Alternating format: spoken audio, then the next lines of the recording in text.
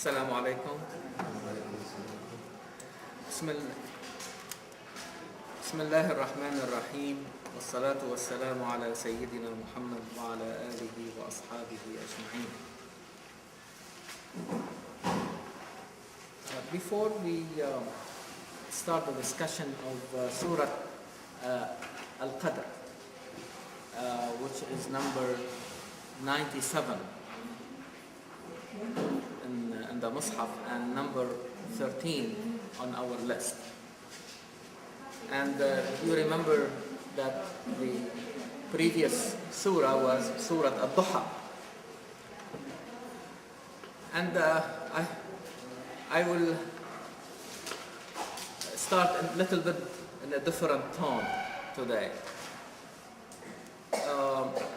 Muhammad sallallahu alaihi wasallam taught us to pray an additional prayer, a voluntary prayer, if you like, during Ad-Duha. Again, the time from sunrise till really noon. This is really the time of Ad-Duha. But what and I really recommend, and command you to practice this prayer, because it really falls around the time before you go to do your own affairs, going to work or of any form. But there is a very beautiful dua that Muhammad ﷺ used to do associated with that prayer, which I think it is very commensurate and compatible with the surah that basically we discussed. And you know the dua in Islam, which is really a form of prayer also by itself, and it really reflects our own spiritual ambition, where we like to see really ourselves. And every day, or when you are starting your day, this is really a good time, where you want things to be as evident to you and as clear as the duha, the time of that it starts with sunrise. So Muhammad, and inshallah we'll make it our own dua. And the dua goes like this: Allahumma inna hadha duha'a duha'u wa hadha al-baha'a baha'u wa hadha al-jamala jamalu. Yeah. This duha, this time of that is very evident, or makes things very evident, belongs to you, O Allah. Inna hadha duha'a duha'u wa hadha al-baha'a baha'u. And this greatness and beauty belongs to you. Wa hadha al-jamala jamalu. So that beauty belongs also to you. Then he said, Allahumma bihaqqi duha'ika wa baha'ika wa jamalika wa quwwatika wa qudratika atina ma atayta ibadaka as-salih. So by the truth that is evident as your duha, by the truth embedded in that duha, by the truth of your beauty and the greatness, your power and the strength, we ask you to grant us what you have granted your righteous people, your righteous worshippers. Ameen. So I think this is a very good dua and start, of our everyday. And inshallah with every surah we'll try to come out with something. Make from it dua, yeah? Yeah, and sometimes and Muhammad ﷺ is teaching us. So this is where we need to start, but should not be really the end of it. But Muhammad ﷺ is teaching us how we can write our own dua, if you like, how we can compose our own dua.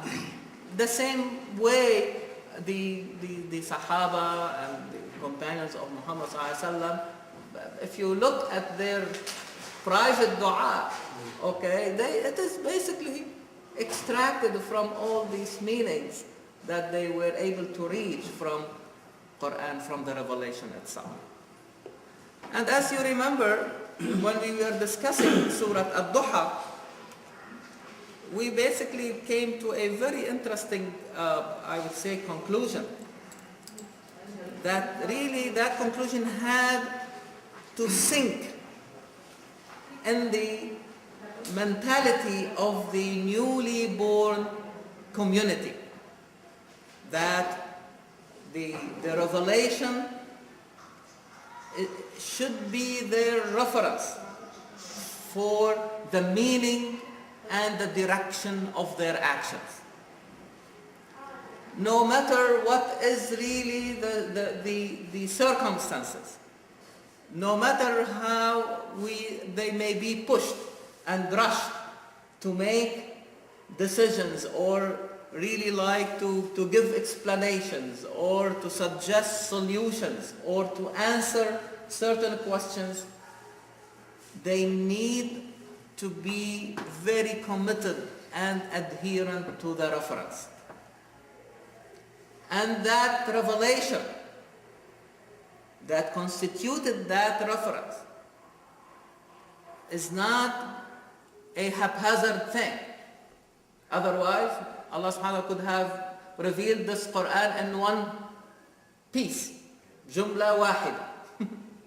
Okay, one piece, one corpus, but Quran said this is not really the way. Quran is coming down, okay, in order really to respond to the current challenges, to fit that time, place, and circumstances, and the people who are really involved in that really instance. And so we emphasized how it was important that the revelation is really coming not based on the agenda of the other, who may have their own interest, okay? But it is really everything. This revelation is not haphazard. It is following a law, following certain proportions and certain measures. And really this is one at least important meaning of Al-Qadr. So Quran was inaugurated. The revelation started at the most appropriate time. And Quran later will tell us that this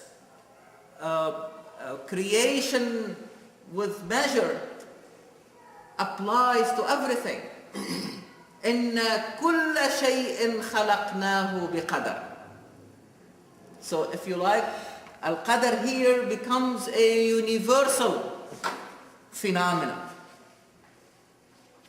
But when it comes to in the human realm, it becomes more special and unique, and inshallah will especially Brother Naji will have really more to elaborate on that particular aspect. Okay? But at this juncture, I want you to see that the sequence of the revelation make a lot of sense. You see that? So through Surah Al-Duha, they were learning, okay, don't worry. It will come down at the right time. And now the surah is saying,